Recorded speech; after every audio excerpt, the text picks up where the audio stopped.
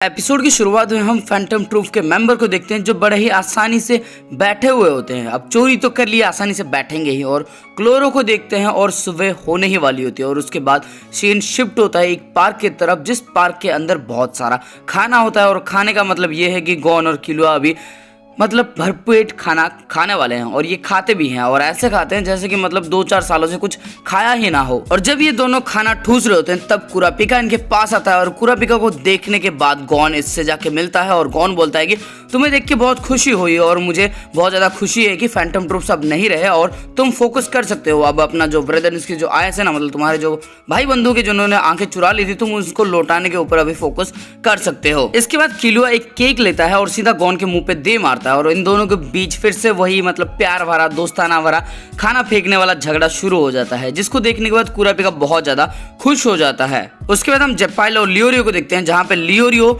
जेपाइल से पूछता है कि तुम इतने दुखी क्यों हो, हमने इसको ठीक ठाक प्राइस में बेचा है, 355 मिलियन हमें इसको बेचने से मिले हैं, तो जो कि कम नहीं होती यार, काफी अच्छा होता है। लेकिन जेपाइल बोलता है कि वही तो बुरी किस्मत है, हमें 400 मिलियन तक मिल सकते थे लेकिन हमारी किस्मत ही फूटी हुई है, हमको सिर्फ 355 मिलियन मिले। उसके बाद लियोरियो बोलता है कि जरा सोचो, अगर हम इस पैसों को लेके भाग जाएंगे तो एक एक को 170 मिलियन तक मिलेंगे। और उसके बाद जेपाइल बोलता है कि तुम सच में गॉन और किलुआ के दोस्त ही हो ना, और तब ये बोलता है कि हाँ दोस्त ही हूं, बस मजाक कर रहा था। उसके बाद लियोरियो को फोन आता है गॉन का और वो बताता है कि हमें अभी कुरापिका मिल चुका है। और उसके बाद हम देखते हैं कि ये चारों एक जगह पे जाके मिलते हैं, जहां पे गॉन पूछता है कि जेपाइल कहाँ पे है और लियोरियो बताता है कि जेपाइल अपना जो जेम्स है उसको बेचने के लिए गया हुआ है। इसके बाद ये सब एलिवेटर के अंदर जाते हैं। इसके बाद लियोरियो पूछता है कि तुमने कैसे सिर्फ नैन की मदद से फैंटम ट्रूप के एक मेंबर को हरा दिया, और तब कुरापिका बताता है कि तुम अगर फाइट करना चाहते हो ट्रूप के साथ तो फिर बंद कर दो, क्योंकि अब वो नहीं रहे तो फिर तुम्हें उसकी कोई जरूरत है नहीं। लेकिन गॉन बोलता है कि मुझे नैन को मास्टर करना है क्योंकि फ्यूचर में ये कभी ना कभी मेरे काम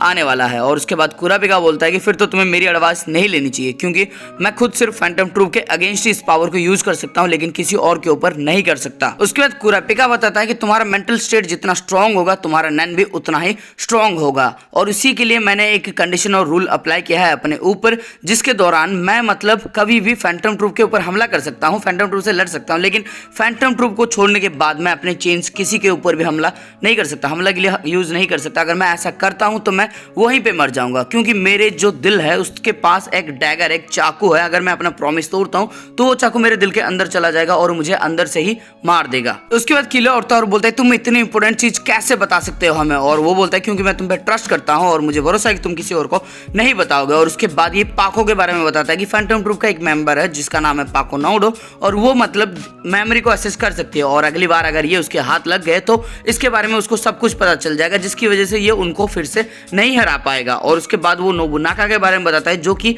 मतलब हाथ धो के पीछे पड़ चुका है कुरापिका के और साथ में गॉन और किलुआ की भी, अगर अगली टाइम ये फंस गए तो शायद वो बच भी ना पाए। उसका लियोरियो पूछता है क्या तो वो जानता है कि हम कुरापिका को जानते हैं, लेकिन ये बोलता है कि नहीं जानता। और तब ये बोलता है फिर तो कोई प्रॉब्लम है ही नहीं, बस तुम्हें पाकोनाडो से दूर रहना है और तुम्हारा काम बन जाएगा। उसके बाद कुरापिका बताता है कि वो हिसोका से मिला था और हिसोका को पता है कि यही चेन यूजर है, और साथ में हिसोका और इसके बीच में एक डील हुआ था जिसके अंदर ये सिर्फ इंफॉर्मेशन का आदान प्रदान करते, लेकिन अभी जो बॉस है वो मर चुका है और हिसोका उसी को टारगेट कर रहा था, तो अभी हिसोका क्या करेगा मुझे कुछ नहीं पता। इसके बाद हम नोबुनागा को देखते हैं जिसको इन्फॉर्मेशन मिली है कि आज रात ये ट्रेजर को लूटने के बाद सब जा रहे हैं, और ये बोलता है कि नहीं जा सकते हम ऐसा कैसे कर सकते हैं, हमें चेन यूजर से बदला लेना है, उसने उवो को मारा था, हमें उवो का बदला उससे लेना है, उसके बाद ही हम जा सकते हैं। और वो बोलता है कि अगर हम उवो का बदला नहीं लेंगे तो उवो अगले वर्ल्ड में परेशान हो जाएगा, वो बोर हो जाएगा, हमें चेन यूजर को वहां तक पहुंचाना होगा। उसके बाद फ्रैंकलिन इसको रोकने की कोशिश करता है लेकिन नोबुनागा किसी की नहीं सुनता और सीधा पूछता है कि तुम जो ऑर्डर दे रहे हो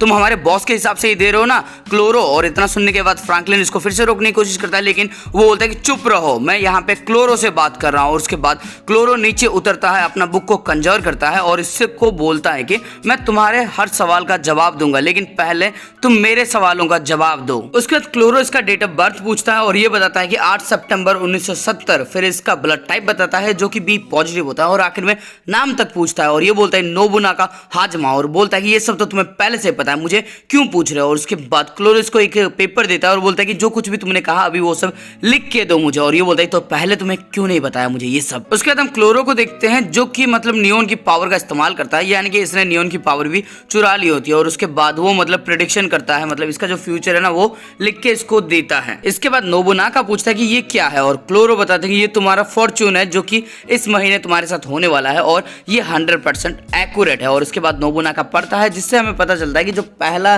जो वर्स होता है ना उसके अंदर तो मतलब उवोजिन की मौत के बारे में लिखा होता है, और दूसरा और जो तीसरा और चौथा होता है ना उसके अंदर जो बाकी की स्पाइडर है उन सबकी मौत के बारे में लिखा होता है। उसके बाद नोबुनागा पूछता है ये जो मतलब लॉस्ट मून के बारे में है वो क्या उवो के बारे में है, और ये बोलता है कि हाँ ये उवो के बारे में है, और उस लड़की को उवो के बारे में कुछ नहीं पता था, ना ही हमारे बारे में पता था। उसके बावजूद उसने प्रेडिक्ट जो कुछ भी किया था वो 100% सही निकला, और साथ में जो टेंडोन्स है वो भी इसी का इस्तेमाल कर रहे हैं। उसके बाद फ्रैंकलिन बोलता है तभी पहले अटैक के अंदर हमें मर्चेंडाइज नहीं मिले थे क्योंकि उनको पता था कि हम अटैक करेंगे और उन्होंने छुपा दिया था। और इसके बाद नोबुनागा का फॉर्च्यून वो पूछता है क्लोरो से, लेकिन क्लोरो बोलता है कि मैंने खुद लिखा है लेकिन मुझे नहीं पता कि उसके अंदर क्या लिखा है, नोबुनागा से ही पूछ लो। और नोबुनागा बताता है कि इसके अंदर हम 5 लोगों के मरने के बारे में लिखा है। और जब फ्रैंकलिन पूछता है कि कौन 5 तुम्हें पता है क्या, और ये बताता है कि नहीं ऐसा कुछ नहीं लिखा, लेकिन जो सेकंड फ्रेज है उसके अंदर लिखा है कि जो स्पाइडर्स है उनके मतलब आधे पैर कट जाएंगे, और स्पाइडर का मतलब हम सब है और आधे पैर का मतलब 6, यानी कि अगर हम उवो को गिने तो और भी 5 बंदे मर जाएंगे अगले हफ्ते तक। उसके बाद क्लोरो बोलता है कि मेरे फॉर्च्यून के अंदर वही लिखा था। और उसके बाद शिजुको आती है और बोलती है मुझे जरा दो, और उसके बाद वो अपने बॉस से रिक्वेस्ट करती है कि उसका भी मतलब बताया जाए फॉर्च्यून। और उसके बाद जब वो अपना फॉर्च्यून पढ़ती है तो पहला वाला लाइन वही उवो की मौत के बारे में होता है, और दूसरा वाला जो होता है वो वही होता है कि 6 लोग मारे जाएंगे। इसके बाद शिजुको बोलती है कि मेरे फॉर्च्यून में सिर्फ 2 ही लाइन्स है, इसका मतलब ये है कि मैं अगले हफ्ते मर जाऊंगी और तीसरे हफ्ते तक मैं रहूंगी, नहीं तो फॉर्च्यून कहाँ से आएगा। और उसके बाद वो शालनार और पाकोनाडो को भी देखता है और बोलता है कि शालनार और पाकोनाडो भी मर जाएंगे। और जब पूछा जाता है कि तुम्हें कैसे पता चला, तब ये बताता है कि यहाँ पे जो मंथ का नंबर है वो फैंटम ट्रूप के नंबर से मैच करता है, यानी कि 11वां जो नंबर था वो तो उवो का था, 8, 9 और 6 नंबर हमारा है, तो हम 3 भी मारे जाएंगे। उसके बाद शिजुको बताती है कि ये जो स्कारलेट आई है ये किसके लिए है मुझे नहीं पता, और फिंक्स बताता है कि हम में से तो कोई नहीं, शायद ये चेन यूजर के लिए होगा। और उसके बाद पाकोनाडो को याद आता है कि कुछ साल पहले इन्होंने कुछ क्लैन के ऊपर हमला किया था जिनकी आंखें एकदम लाल हुआ करती थी, तो शायद उनमें से कोई सर्वाइवर होगा जो हमसे बदला लेने की कोशिश कर रहा होगा। और उसके बाद फिंक्स फिर से पूछता है क्या स्कारलेट आई भी मर जाएगा, लेकिन शिजुको बताती है कि नहीं शायद नहीं मरेगा, क्योंकि अगर मरना होता तो शायद फॉलिंग या फिर स्लिप लिखा होता, लेकिन इसमें सिर्फ लिखा है कि वो सिर्फ खून से लथपथ होगा, तो मैं श्योर नहीं हूँ। इसके बाद शालनार बोलता है कि अगर हम चेन यूजर से फाइट करेंगे तो हम जरूर मर जाएंगे, और हमारी यानी कि मेरी और नोबुनागा की जो एबिलिटीज है उसको रिप्लेस किया जा सकता है, लेकिन पाको और शिजुको की जो एबिलिटी है उसको रिप्लेस करना बहुत ज्यादा मुश्किल है, और ट्रूप इतना बड़ा खतरा मोड नहीं ले सकती, और इसलिए नोबुनागा मुझे लगता है कि हमें बॉस की बात मान लेनी चाहिए। उसके बाद क्लोरो बोलता है कि अगर आज हम निकल जाते हैं तो फिर अगले हफ्ते हमें चेन यूजर से भिड़ना नहीं पड़ेगा और हम सब जिंदा रहेंगे, और फ्यूचर जानने का यही तो मजा है, अगर तुम्हें फ्यूचर पता है तो फिर तुम फ्यूचर को अवॉइड कर सकते हो। और उसके बाद हम हिसोका को देखते हैं जो अपने मोबाइल के अंदर कुछ तो टाइप करता है, यानी कि किसी को मैसेज भेजता है। उसके बाद क्लोरो नोबुनागा से बोलता है कि नोबुनागा और जो उवो थे ये दोनों अटैक करते हैं और तुम्हारे इस काम में कभी भी जान जा सकती है, उसके बावजूद तुमने ये काम खुद चुना था। और नोबुनागा बोलता है कि हाँ मैंने चुना था। और उसके बाद ये बताता है कि शालनार, पाको और शिजुको मिलके इंटेलिजेंट क्रिएट करते हैं, यानी कि जो भी मतलब दिमाग वाला काम होता है उनसे होता है, और ये एक तरह से बैकबोन की तरह काम करते हैं, और इनको प्रोटेक्ट करना के काम उवो और नोबुनागा का होता है। और नोबुनागा बोलता है कि जी हमारा ही काम है, और नोबुनागा भी राजी हो जाता है यहाँ से जाने के लिए, लेकिन तभी हिसोका बोलता है कि तुम्हें बाकी सबका फॉर्चून भी बता देना चाहिए ताकि हमें कुछ एडिशनल क्लूज मिल सके। उसके बाद सीन शिफ्ट होता है जहाँ पे हम देखते हैं किलुआ बता रहा होता है कि अभी जो कुरापिका का सीक्रेट है वो हमारे पास है, और जैसा कि मैंने बताया था कि अगर पाको को पता लगा तो फिर बहुत ज्यादा मुश्किल हो जाएगी, और अगली बार अगर नोबुनागा ने हमें पकड़ लिया तो हम बच भी नहीं पाएंगे। लेकिन अभी हमारे पास कुरापिका है तो हमें उनका बेस के बारे में भी पता है, तो हमें जाके उनके साथ फाइट ले लेना चाहिए। तुम्हारे साथ हम हैं, हम मिलके उन सबको मार सकते हैं। उनका आधा मेंबर अभी मर चुका है, लीडर भी मर चुका है, तो बाकी सबको भी हम जाके किल कर सकते हैं। हमें जाना चाहिए, जल्दी सोचो और जल्दी बताओ, अगर क्योंकि हम अगर थोड़ा सा भी देर करेंगे तो वो निकल जाएंगे। उसके बाद कुरापिका थोड़ा सा सोचता है और उसके बाद बोलता है कि हाँ वो जो लड़की है पाकोनाडो वो खतरनाक है, वो एक खतरा बन सकती है, लेकिन क्योंकि अभी उनका लीडर है नहीं तो फिर मैं गॉन की बातें सुनूंगा और अपनी भाइयों की आंखों के लिए आगे बढ़ता रहूंगा। मैं अभी ट्रूप के बारे में ज़्यादा फोकस नहीं करूंगा। और उसके बाद जो किलो होता है बोलता है तुम सीरियस हो ना, सच्ची सीरियस हो ना, और कुरापिका बोलता है कि हाँ मैं सीरियस हूँ, मैं ऐसा ही करने वाला हूँ। और उसके बाद कुरापिका किलो को पहले सॉरी बोलता है और उसके बाद थैंक यू बोलता है उसके इन्फॉर्मेशन के लिए। और तभी उसको एक मैसेज आता है जो कि हिसोका का होता है और उसने लिखा होता है कि जो डेथ बॉडीज तुमने देखी वो सब फेक थी। उसके बाद हम कुरापिका को देखते हैं जो बहुत ज्यादा हैरान परेशान हो जाता है, उसके हाव भाव बदल जाते हैं और गॉन और किलो पूछते हैं कि आखिर हुआ क्या। और तब ये बताते हैं कि फैंटम ट्रूप के जिस डेथ बॉडी को हमने देखा था वो सब फेक था। और ये बोलते हैं कि मैंने सोचा क्यों नहीं कि कोई कंजरर फेक डेथ बॉडीज भी बना सकता है। और ये बहुत ही ज्यादा परेशान होने लगता है। इसके बाद किलो बोलता है कि सिचुएशन अभी चेंज हो गया, अब तुम क्या करना चाहते हो। और वो बताता है कि ये सब उसके मदद के लिए तैयार हैं अभी भी। इसके बाद कुरापिका को मेलोडी का फोन आता है और मेलोडी बताती है कि इसको बुलाया गया है क्योंकि अभी जो बाकी फैंटम ट्रूप है उन सबको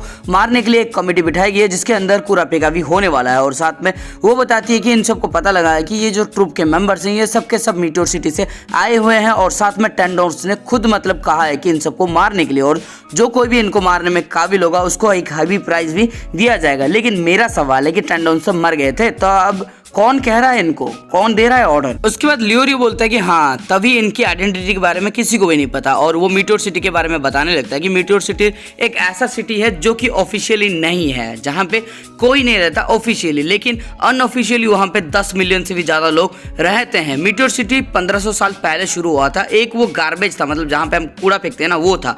कोई भी जाके वहाँ पे कुछ भी फेंक सकता था। तुम वेपन फेंक सकते हो, तुम जाके अपना कचरा फेंक सकते हो, यहाँ तक कि तुम इंसान को भी मार के फेंक सकते हो। उसके बाद वो बताता है कि ये जो मीटियोर सिटी के लोग हैं ये तुम जो कुछ भी फेंकते हो उसी से अपना गुजारा कर लेते हैं। और साथ में इनके अंदर जो रिलेशनशिप्स होते हैं ना वो बहुत ही पतला होता है, यानी कि कभी कभार तो अपने आप को ही मार देते हैं और कभी कभार इतना स्ट्रांग होता है कि वो फैमिली से भी बढ़कर होते हैं, जैसे कि उवोजिन और नोबुनागा। उसके बाद कुरापिका बताता है कि ये जो मीटियोर सिटी के लोग हैं इनको खुद माफिया रिक्रूट करती है और उनसे क्राइम करवाती है। और क्योंकि इनका ऑफिशियली ना नाम होता है ना कहाँ से रहते हैं किसी को पता है, तो क्राइम के लिए ये बहुत ज्यादा बेहतरीन होता है। और तभी गॉन पूछता है लेकिन ये तो अभी ट्रूप को मारने की बात करें। और तभी कुरापिका समझाता है कि ट्रूप जो है ना वो माफिया के अगेंस्ट जा रही है, इसकी वजह से वो ऐसा कर रहे हैं, लेकिन वो किसी तरह से रिलेशनशिप को बचाना चाहते हैं, इसलिए वो ट्रूप को जैसे एलिमिनेट कर देंगे उसके बाद वो फिर से नए ट्रूप को रिक्रूट करेंगे, मतलब नए मेंबर को रिक्रूट करके अपना जो क्राइम है वो करते रहेंगे। क्राइम कभी बंद नहीं होने वाला। इसके बाद ट्रूप के मेंबर्स अपना अपना फॉर्च्यून पढ़ रहे होते हैं और हिसोका में लिखा होता है कि